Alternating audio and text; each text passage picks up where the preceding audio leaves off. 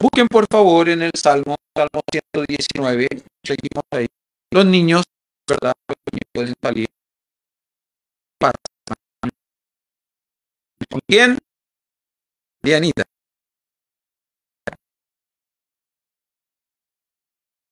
Busquen por favor en el Salmo 119. ¿Me pueden recordar en qué sección estamos? ¿En qué estrofa estamos?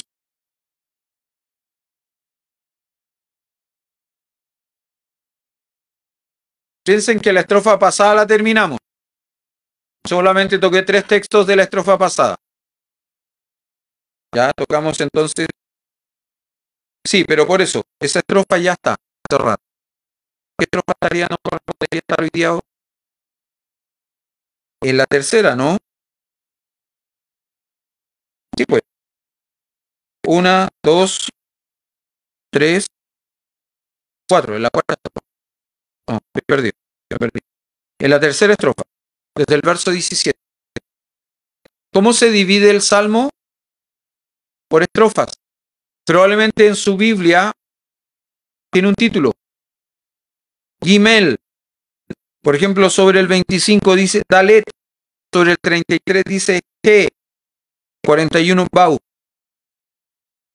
¿Por qué? Porque el Salmo, recuerde que los salmos eran cánticos de adoración y alabanza. Entonces, este salmo en particular tiene estrofas. La primera estrofa va del 1 al 8. La siguiente va del 9 al 16. La tercera va del 17 al 24.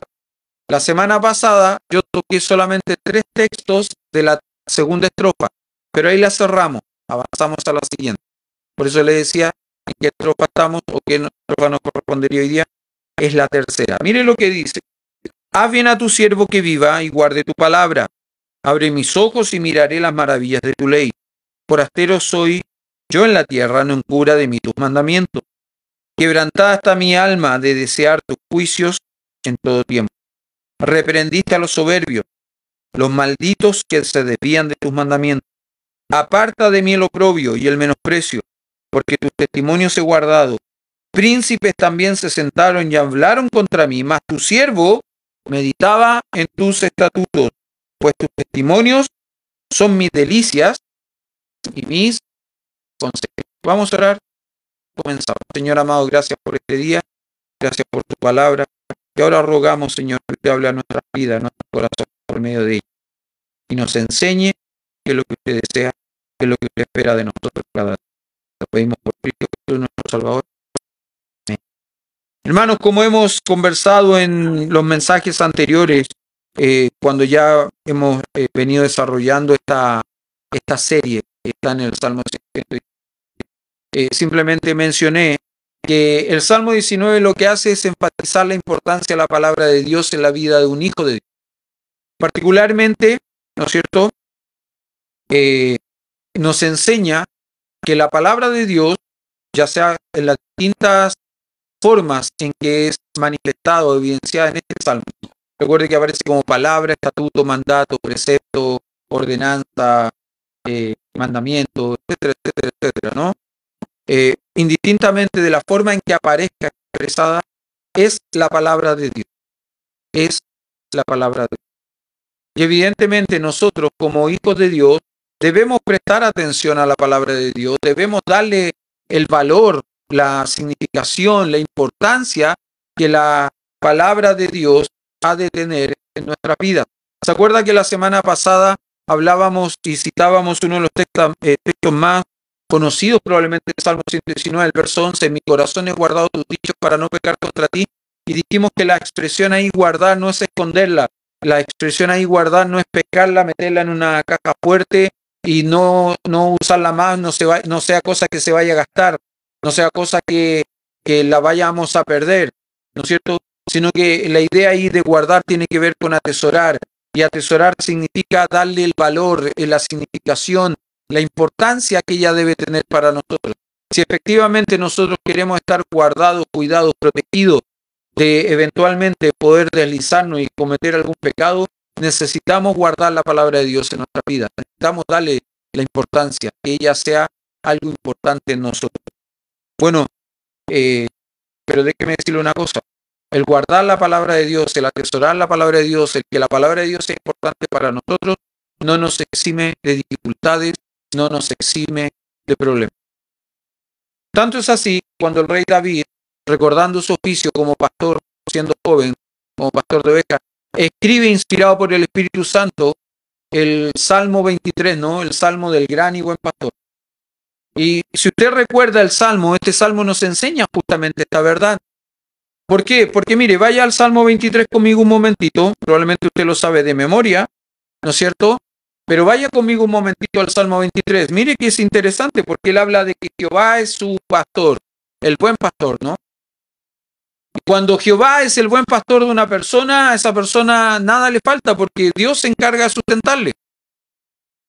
Dios se encarga de proveerle. A lo mejor no le va a proveer no sé, de una parrillada todos los domingos, ¿cierto? Pero el sustento diario no va a faltar. El pan del día siempre va a estar, ¿cierto? Quizás no van a ser manjares, no va a ser caviar, no va a ser, pero el sustento diario siempre va a estar. Quizás no va a ser ropa de marca, pero va a ser lo necesario para cubrirnos en el día, ¿no? ¿Por qué? Porque Dios, el buen pastor, se encarga, Jehová, el buen pastor, se encarga de sustentarnos para que nada nos falte. Es Él quien nos guía a los delicados pastos que toda oveja necesita comer. Usted sabe que una oveja no puede comer, ¿cómo le llaman? Abrojos, cardos, espinos. No puede, no tiene dentadura para eso. La oveja necesita comer verdes prados. Yo cuando niño siempre me preguntaba cuando viajaba al sur, ¿cómo lo hacían para cortar el pasto en esa pradera tan extensa? Y yo pensaba, hoy aquí debe haber un jardinero. Ahora, yo me lo imaginaba, ¿no?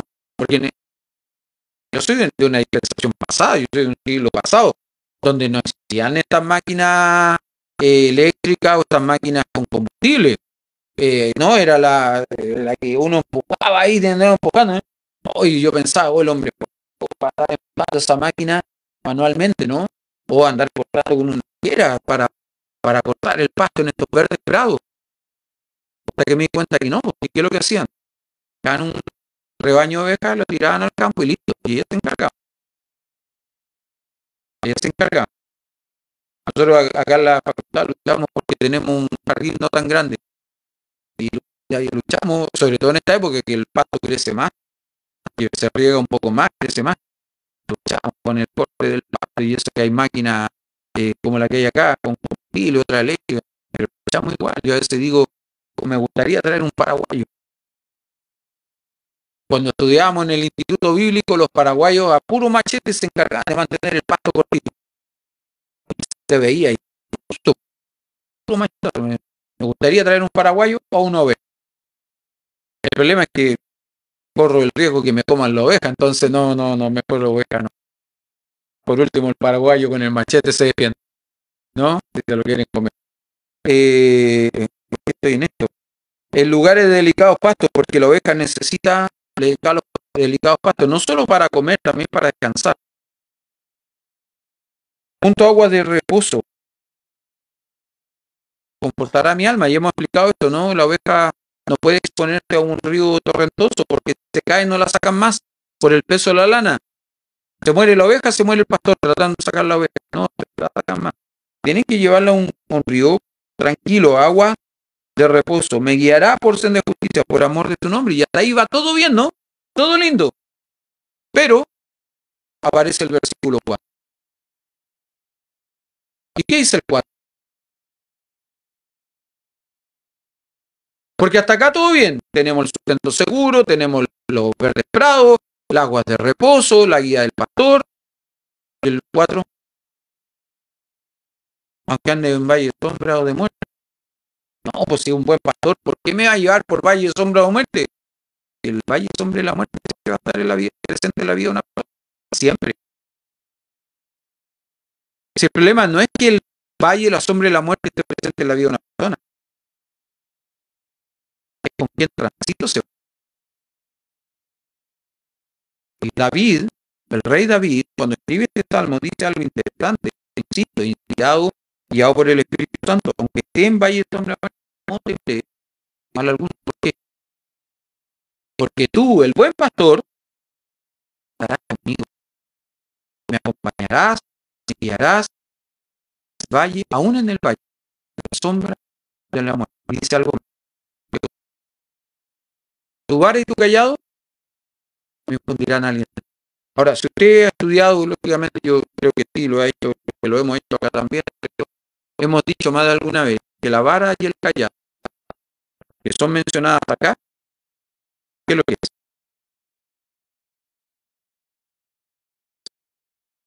¿O qué representa? Sí, pero la vara y el callado representan también una palabra. Eso es. Recuerde que con la vara el pastor guiaba, ¿cierto? Defendía a la oveja de los ataques de las fieras, ladrones, etc. Con el callado, ¿qué es lo que hacía? Acercaba a la oveja que estaba para apartar. El callado era esta vara con una curva. ¿Sí? Entonces, con una protegía, con la otra acercaba. Y en un sentido, la vara y el callado infunden aliento a la oveja, a esta oveja que está atravesando el valle de la sombra y la muerte. Es la palabra. ¿Por qué estoy diciendo esto, hermano? Porque cuando nosotros le damos la real importancia a la palabra de Dios, no nos vemos exentos de no nos vemos exentos de problemas, no nos vemos exentos de pruebas. Pero cuando le damos el real valor, la real significancia a la palabra de Dios en nuestra vida, esas dificultades, esas pruebas, esos problemas son más llevaderos. Porque entendemos que no estamos solos en este proceso. Entendemos que el buen pastor no me deja solo. Está conmigo aún en este tiempo de dificultad. Y eso es, de alguna manera, lo que esta tercera estrofa nos va a enseñar. Y esta tercera estrofa, en un sentido, lo que hará será decirnos tres actitudes que nosotros debiésemos mostrar hacia la palabra. Tres actitudes que nosotros debiéramos mostrar hacia la palabra. O a la le va a llegar, aquí no llega. Oh. Tres actitudes que debiésemos tener hacia la palabra de Dios. Déjeme decirle cuál es la primera actitud que es esperable en la vida de un hijo de Dios. La primera actitud tiene que ver con su disposición a aprender la palabra. Un hijo de Dios debiese mostrar esta actitud, la disposición a aprender la palabra de Dios. Mire lo que dice el Salmo. Haz bien a tu siervo, que viva y guarde tu palabra, perdón. Abre mis ojos y miraré las maravillas de tu. Forastero soy yo en la tierra. No encubra de mí tus mandamientos. En el verso 12, en la estrofa anterior, dice lo siguiente: bendito tú, oh Jehová, enséñame tus estatutos. Enséñame tus estatutos. Y en el verso 26, en la estrofa siguiente, dice: te he manifestado mis caminos, me has respondido, enséñame tus estatutos. Ahora, fíjese qué interesante, porque en la estrofa que estamos estudiando ahora, en la tercera estrofa, el salmista hace una oración similar, expresa un deseo similar, pero la fuerza de la responsabilidad cambia. En el 12 es la responsabilidad de Dios de enseñar la palabra. En el 26 es la responsabilidad de Dios de enseñar la palabra. Pero en el verso 18, la petición del salmista cambia porque pone la responsabilidad en sí mismo. Abre mis ojos y miraré las maravillas de tu ley. Dame la capacidad para entender. Dame la capacidad para comprender tu palabra y yo me esforzaré en mirar, en buscar, en aprender. Hermano, ¿es fácil aprender la palabra de Dios? ¿Es fácil entender la palabra de Dios? Déjeme decirle que no. Déjeme decirle. Quien diga que es fácil está mintiendo. O es un superdotado espiritual. Los de mi generación recordarán que hubo un periodo de tiempo en que se hablaba de los superdotados y había hasta una escuela de superdotados que estaba por allá por Gran Avenida. ¿Sí? Yo tengo un primo que lo metieron en esa escuela. No sé por qué. Hoy día miro su vida para atrás, no entiendo por qué lo metieron en esa escuela. No lo es. O era un... Cuando alguien dice, no, para mí es fácil, lo entiendo todo. Ojalá yo tuviese esa capacidad, yo no la tengo. Hay cosas que me cuesta entender. Que leo y tengo que leer y volver a leer y volver a leer y volver a leer. Ahora, hermano, una cuestión es presentarse ante la palabra de Dios con la disposición de querer aprender, ¿no? Y decirle al Señor, Señor, enséñame, muéstrame, guíame, enséñame. De no venir con prejuicio, no con la predisposición. Hoy día quiero aprender acerca de esto porque yo pienso en esto. No quiero aprender de esto, no, porque cuando usted va con prejuicio, en realidad lo que va buscando es confirmar lo que usted ya cree. Y no esperando que el Señor le enseñe lo que Él quiere. No es fácil entender la palabra de Dios porque no debemos olvidar una cosa. Nosotros por muchos años fuimos hijos del diablo, del Dios de este siglo, que cegó el entendimiento de los incrédulos para que no les resplandezca la luz del Evangelio. Por lo tanto, en un sentido, no podíamos comprender la palabra de Dios. Pero gloria a Dios que aquella luz verdadera que alumbra todo vino a este mundo. Y nos permitió comprender su palabra. Y por su palabra puso fe en nuestro corazón para poder reconocer nuestra condición. No es fácil. No es fácil, hermano, comprender la palabra de Dios. Pero nunca se olvide algo, que nosotros tenemos la ayuda y la guía de quien inspiró la palabra. ¿Qué es la inspiración? Bueno, la palabra de Dios dice respecto de sí misma que toda la escritura es inspirada por Dios y útil, ¿no es cierto? Para enseñar, para redarguir, para corregir, para instruir en justicia. Según de Timoteo capítulo 3, verso 16. Toda la escritura es inspirada por Dios. El apóstol Pedro escribe en 2 Pedro capítulo 1, verso 21 y dice que nunca la profecía fue traída por voluntad humana, sino que los santos hombres de Dios hablaron siendo inspirados por Dios. ¿Pero qué es inspiración? Porque a veces usamos palabras, ¿no? Y no sabemos lo que significa. Suenan bonitas las frases, pero no las entendemos. No, es que este hombre es muy asertivo, no, es muy acertado. Usamos palabras, ¿no? ¿Qué significará inspiración? ¿Qué quiere decir? Porque déjeme decirle, yo como pastor creo en la inspiración. Como iglesia enseñamos la inspiración. ¿Pero qué es la inspiración? Bueno, en palabras muy simples, muy sencillas, es que Dios, por medio de su Espíritu Santo, puso en la mente del escritor humano no solo la idea, no solo el concepto que Dios quiere transmitir, que Dios quiere comunicar, sino que también puso las palabras precisas para que el escritor humano escribiese sin error alguno lo que Dios le estaba revelando para que pudiese transmitir. Ahora, eso se llama inspiración por apellido, ¿no? ¿Cuáles son los apellidos de la inspiración?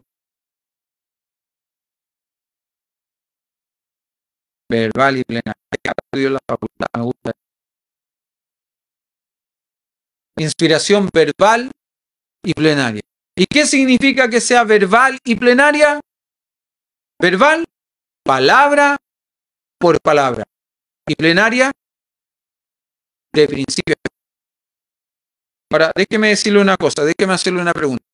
La Biblia que usted tiene en su mano, la versión de la Biblia que usted tiene en su mano, ¿fue inspirada?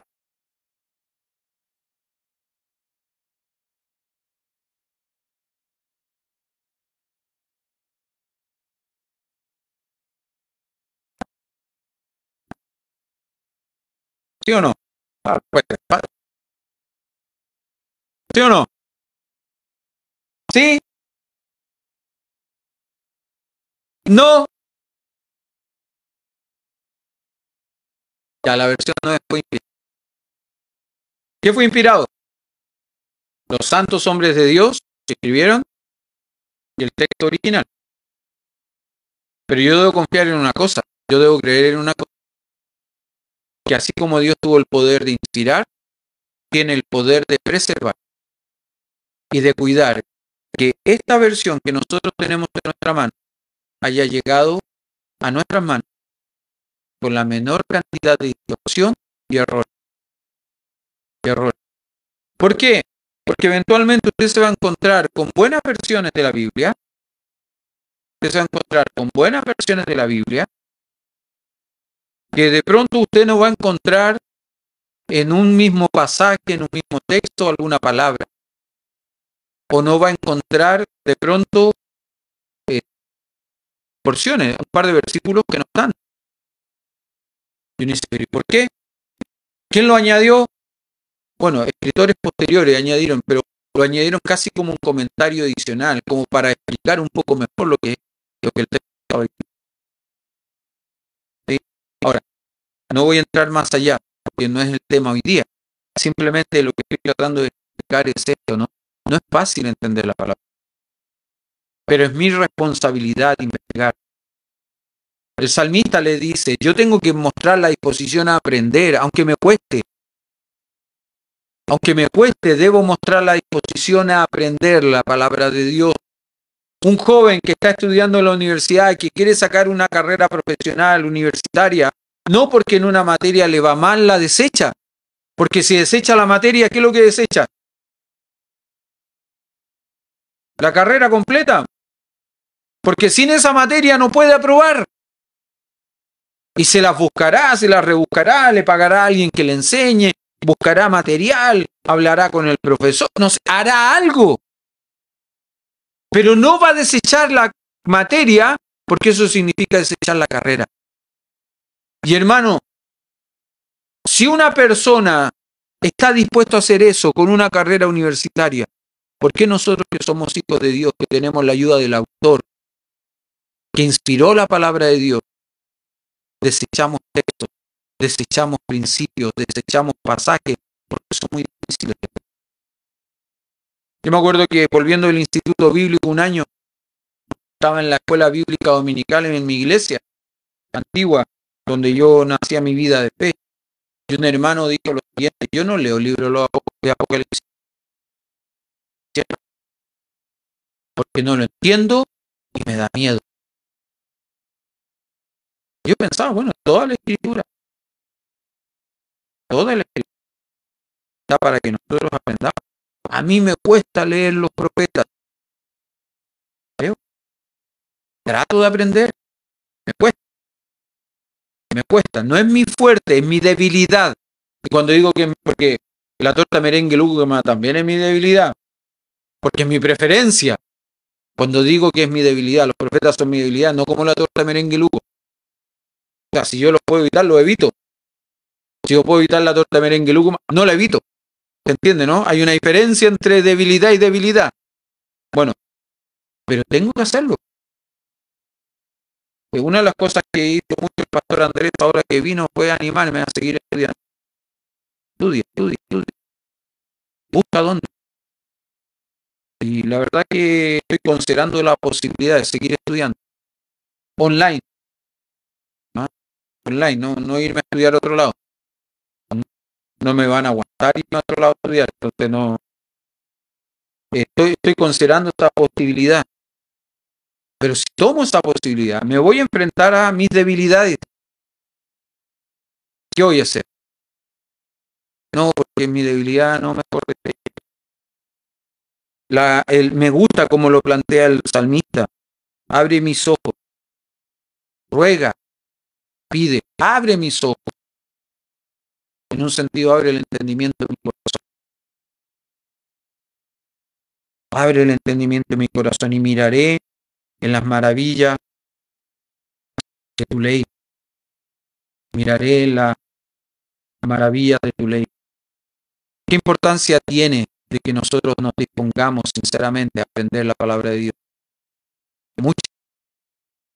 ¿Sabe por qué? Por lo que dice el verso 19. Creo que no es casual. Hoy día en la lectura de manual esta frase también apareció. Cuando Dios dice que la tierra es de Él, porque ustedes sois, ¿qué cosa? Extranjeros y peregrinos en Él. Bueno, se reitera acá, no, forastero soy yo en la tierra, no en curas de mis mandamientos. Hermano, usted necesita aprender la palabra de Dios. ¿Sabe por qué? Usted es un extranjero y un peregrino en esta tierra, está de paso. Usted está de paso en esta tierra. Y nosotros necesitamos ser guiados por el Señor, por su palabra, si queremos reflejarle a Él en esta tierra, en nuestro paso por esta tierra. Esa es la primera actitud, aprender la palabra de Dios. ¿Cuál es la segunda actitud esperable? Anhelar la palabra de Dios. Anhelar la palabra de Dios. Mire lo que dice el verso 20. Quebrantada está mi alma de desear tus juicios todo el tiempo. Mire cómo lo expone el salmista. Quebrantada está mi alma. Hermano, ¿qué entiende usted si yo le digo que algo está quebrantado? Está roto, está en el suelo. ¿Qué más? ¿Qué más entiende usted por la expresión quebrantada o quebrantado? ¿Ah? Tristeza, dolor, angustia. ¿Sí? Fíjese que en lo personal yo pensaba que algo estaba roto, que algo estaba quebrado. Ahora me preguntaba, ¿se puede quebrantar el alma? ¿Se puede romper el alma? ¿Se puede quebrar el alma? Ahora usted entiende que acá hay una figura literaria, ¿no? El salmista está usando una figura literaria para expresar lo que hay en él. Pero mirando en el sentido más literal de la palabra, noté que el sentido tiene que ver con esto, que de parte del salmista había un compromiso emocional hacia la palabra. De parte del salmista existe este deseo interno, intenso, por conocer la palabra de Dios, por aplicar la palabra de Dios, por aprender la palabra de Dios, por practicar la palabra. Está este deseo intenso, interno, de parte de él, al punto de que cuando él no pasa tiempo en la palabra de Dios, él se siente roto, él se siente vacío. Hermano, ¿cómo se siente usted cuando pasa un día que no ha leído? ¿Cómo se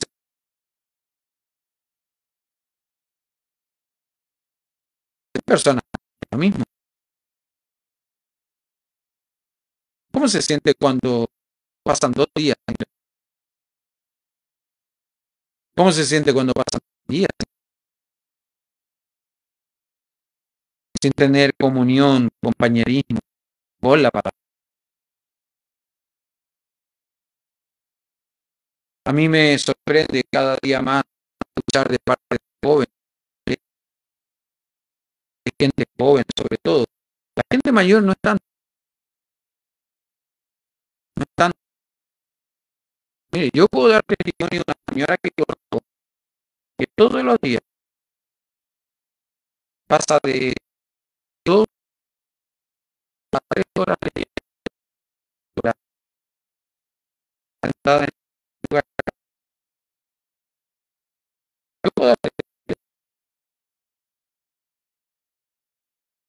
Pero también se dejó en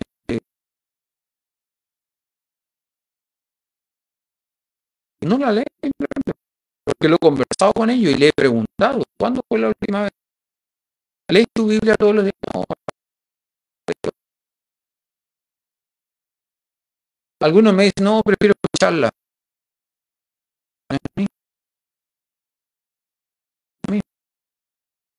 No es malo, pero no es lo mismo. Cuidado. Si yo quiero memorizar texto, yo la escucho, porque y lo pongo una vez y otra vez y otra vez y otra vez. Yo voy memorizando. Pero no es lo mismo. Creo que hermano Miguel me contaba que cuando él estudió en el Instituto Bíblico tenía un profesor que le exigía memorizar y tenía que, al entrar a la clase, escribir la memorización. Pero tenían que escribir la memorización con pelo y señales, ¿no?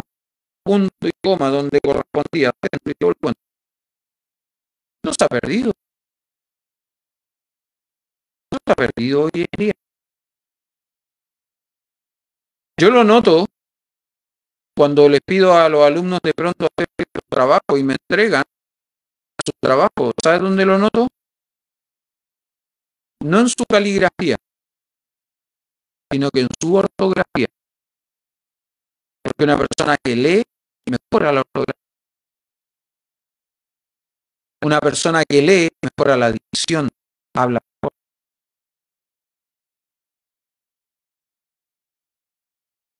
Fíjese qué interesante el salmista, como lo plantea, ¿no? Quebrantada mi alma de desear tus juicios en todo tiempo. Había un compromiso emocional de parte de él. Y si él no cumplía con esto diariamente, se sentía roto, se sentía quebrantado, se sentía en un sentido vago. ¿Conoce el Shema Israel? ¿Sabe lo que es el Shema Israel? ¿Has escuchado nombrar alguna vez la frase el Shema Israel? ¿No? Oye Jehová, no, oye Israel, Jehová nuestro Dios, Jehová uno es. Deuteronomio capítulo 6. Mire conmigo, por favor, en Deuteronomio capítulo 6.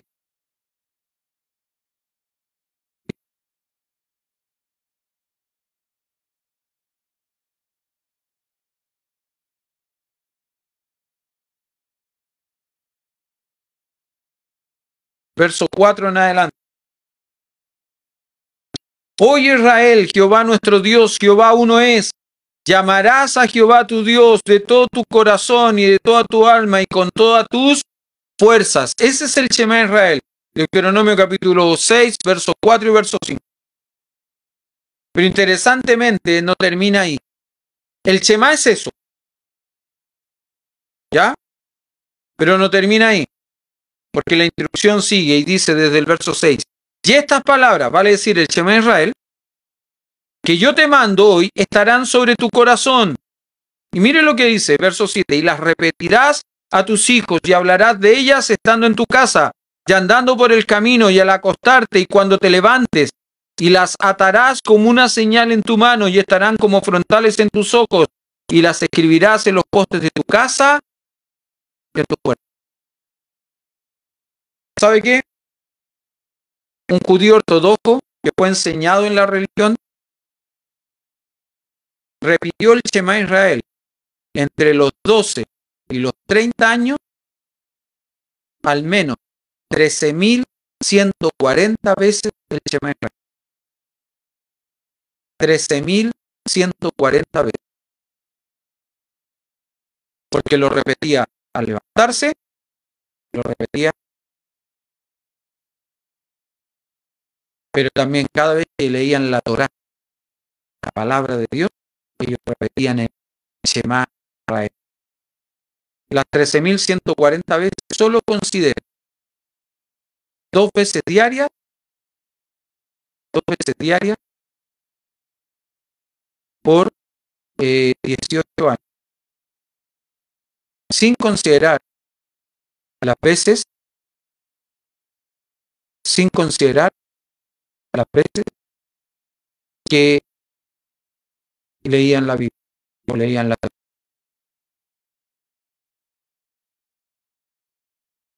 Resulta que nosotros muchas veces queremos repetir un verso de memoria, un texto de memoria, no podemos. Ahora un detalle interesante, porque no era responsabilidad de la sinagoga enseñar el Shema Israel a los niños. No era responsabilidad de la escuela pública enseñar el Shema Israel a los niños. ¿De quién era la responsabilidad? Del padre. ¿Sabe que conversábamos esta semana con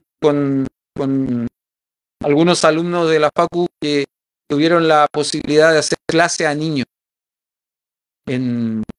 mientras estaban los estudios bíblicos, la conferencia? Salió el tema de un chiquitito, de un niño. Ellos no sabían que yo sabía quién eran sus padres. Y me dijeron lo siguiente.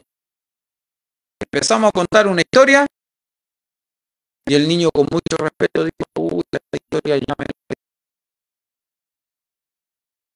Fue el viernes. Entonces cambió el grupo el sábado en la primera reunión, había otro grupo enseñando y empiezan a contar una historia y el niño, no, esa también me la sé, pero sin hacer el problema, sin hacer escándalo. Entonces se comentaron entre los grupos y buscaron al niño. Después, de la tercera sesión, la segunda final del sábado, de nuevo, ¿no? Sacan los niños, van a contar una historia y adivinen.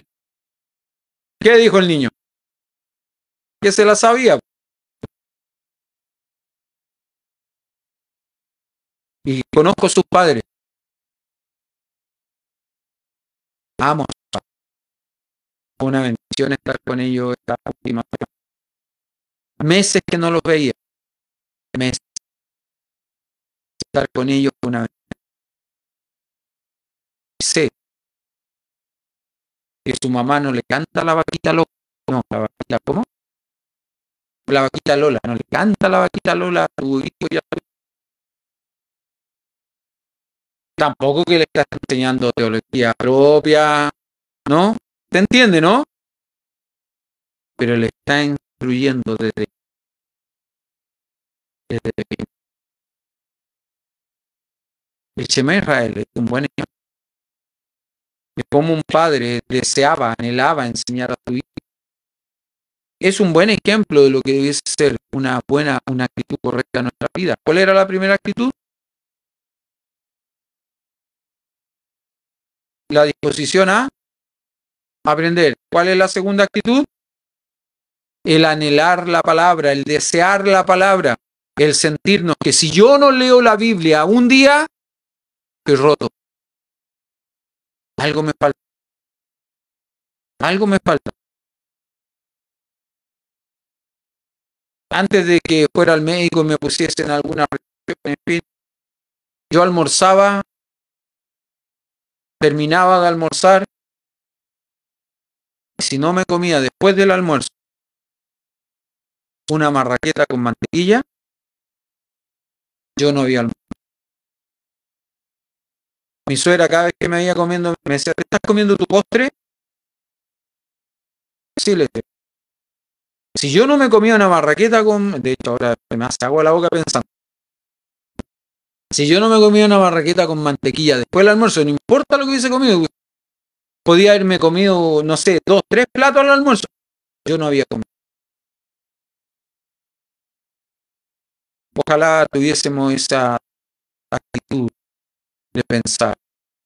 Yo no leí la Biblia hoy día. Yo no pensé, yo no leí la palabra de Dios, yo no medité en la palabra de Dios hoy día. Como que este día no lo leí. Falta algo. Falta algo. La disposición a aprender, el anhelo por la palabra, queda una más. Necesitamos apoyarnos en la palabra. Necesitamos apoyarnos en la palabra de Dios. Miren lo que dice desde el verso 21 en adelante. Reprendiste a los soberbios, los malditos que se desvían de tus mandamientos. Aparta de mí el oprobio y el menosprecio, porque tus testimonios he guardado. Príncipes también se sentaron y hablaron contra mí, mas tu siervo meditaba en tus estatutos, pues tus testimonios son mi delicia, mis consejos. Mire, creo, hermano, estoy seguro de esto, creo que en el desarrollo de mi vida ministerial yo jamás le he dicho a alguien, ven a Cristo y todos tus problemas se van a solucionar. Va a llenar tu despensa, si tenéis problemas con tus hijos los va a resolver, si tenéis problemas con tu esposa, con tu esposo, se va a solucionar este tema, si tienes deuda económica, te van a pagar. Creo que nunca a nadie le he dicho eso. Pero sí creo que a muchos les he dicho, si vienes a Cristo, si tienes una relación personal con Cristo, que las cosas, las dificultades de la vida serán más llevaderas, porque no vas a estar solo. Vas a tener al buen pastor acompañándote, ¿no? No solo en el verde prado y en el agua de reposo, también en, ¿cómo era?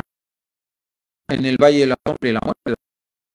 Va a ser mucho más llevadera la situación.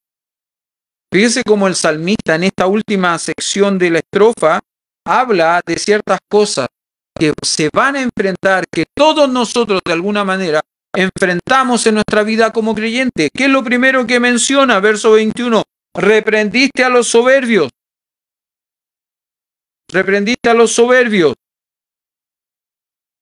Y déjeme decirle que la soberbia es la actitud de los hijos del diablo, no de los hijos de Dios. De hecho, el diablo, Satanás el diablo, es reconocido como el rey de los soberbios. En Job capítulo 41, verso 34, está hablando de Leviatán como figura de Satanás y dice que él es el rey de los soberbios. ¿Y qué es la soberbia? ¿Cómo se define la soberbia? Como esa actitud a no ser corregido. A que nadie te puede decir nada, nadie te puede corregir porque tú lo sabes todo. Creo que hay no está Bel ahora, pero creo que hay un tipo de tornillo que se llama soberbio. ¿Y por qué se llama soberbio? Porque una vez que lo colocan, nadie lo mueve de ahí, nadie lo saca de ahí. Eso es. Probablemente nosotros en la vida nos hemos encontrado con mucha gente soberbia. Pero no es lo único. Fíjese lo que dice en el verso 22, aparta de mí el oprobio y el menosprecio. Más de alguna vez en la vida como creyentes nos hemos enfrentado al menosprecio de personas, ¿no? Gente que nos menosprecia, los sabios de este mundo menosprecian nuestra fe, consideran que nuestra fe es ignorante, que no tiene base, que no tiene sustento, no tiene validez. Nosotros muchas veces tenemos que enfrentar el menosprecio de esa gente. ¿Qué es lo que dice el apóstol Pablo en 1 Corintios capítulo 1, versos 26 en adelante? Que los sabios de este mundo fue avergonzado por lo necio. Mire, dice, pues mirad, hermanos, vuestra vocación, que no sois muchos sabios según la carne, ni muchos poderosos, ni muchos nobles, sino que lo necio del mundo escogió Dios para avergonzar a los sabios, y lo débil del mundo escogió Dios para avergonzar a lo fuerte, y lo vil del mundo y lo menospreciado escogió Dios, y lo que no es, para deshacer lo que es, a fin de que nadie se jacte en su presencia. Hermano, dele gloria a Dios, porque se sabe vil, necio y menospreciado. No hay cosa más triste que los títulos. No hay cosa más triste que gente que se va presentando por el mundo como yo soy el doctor, yo soy el maestro tanto. Tengo 3 licenciaturas, tengo 3 maestrías, 3 PhD, ¿no? Que suena bonito en inglés. Tengo esto otro. Ayer estaba con un amigo chileno que está sirviendo en México y él me decía que en México esto es muy común. Todos sacan a relucir su licenciatura. Nosotros si veíamos algo mexicano, decían, ¿no? Dígame licenciado. ¿Ah? El licenciado de la Mora. No me acuerdo qué es lo que era el licenciado de la Mora. De alguna teleserie tenía sentido, no sé. Pero del Chavo, sí, bueno, no sé de qué era, pero Dígame, licenciado. Y dice que allá los títulos, y siempre van tirando el título adelante, ¿no? ¿Sabes lo triste cuando en la iglesia pasa? Cuando en la iglesia no, si me dicen hermano Gonzalo, y yo no presto atención, pero me dicen Pastor Gonzalo, me vuelve al tiro. Muy inútil todo, porque lo que debía hacer, ¿sí? ¿Sufrimos el menosprecio? Sí, pues. ¿Sufrimos el menosprecio? Sí. Y lo otro es la injusticia. Verso 23, mire lo que dice el 23. Príncipes también se sentaron y hablaron contra mí, mas tu siervo meditaba en tus estatutos. Hermano, en un mundo injusto, no espere justicia. No espere justicia a los hombres en un mundo injusto, porque no va a recibir justicia. Esta es mala publicidad para los abogados, pero en un mundo injusto no va a recibir justicia. Lamentablemente. Lamentablemente. Pero sí podemos descansar y confiar en lo que el salmista enseña, ¿no? Salmo 37. En el Salmo 37 él dice que si nosotros confiamos, nos deleitamos y nos encomendamos al Señor, ¿qué es lo que hará él? Salmo 37:6. Recibirá nuestra justicia como la luz, y nuestro derecho como el sol del mediodía. ¿Podemos confiar en esto? Sí. Déjeme decirle que este último texto es un texto que a mí me ha acompañado en la vida ministerial muchas veces. Y lo agradezco. Ha sido un ánimo, ha sido un... Pero déjeme decir también que nosotros podemos enfrentar el, la soberbia, el menosprecio, la injusticia. Solo la podemos enfrentar confiados, seguros, cuando, como dice los textos desde el verso 21 en adelante, cuando no me desvío de los mandamientos del Señor, cuando guardo su testimonio, cuando medito en su estatuto, cuando sus testimonios son mi delito, son mi...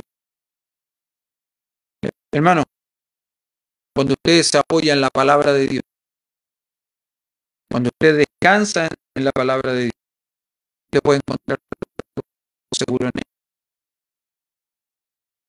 Puede confiar y puede descansar que cualquier dificultad pasajera no es nada a la luz de la gloria. Termino simplemente con este texto. Romanos capítulo 8, verso 18.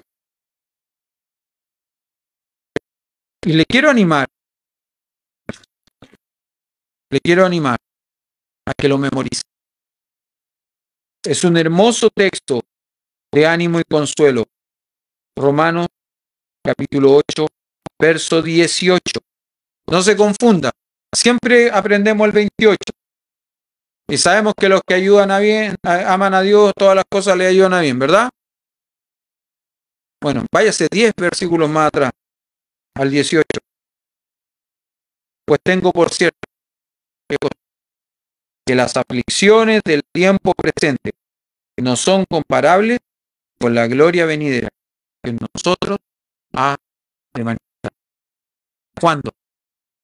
Cuando aprendemos, anhelamos y nos apoyamos en la palabra. 3 actitudes esperables, deseables en la vida y en el corazón de un hijo de Dios y de una hija de Dios también. ¿Ya? Vamos a orar, vamos a terminar esta parte y luego de eso vamos a tener tiempo para celebrar juntos la cena del Señor. ¿Sí? Nicolás Torres.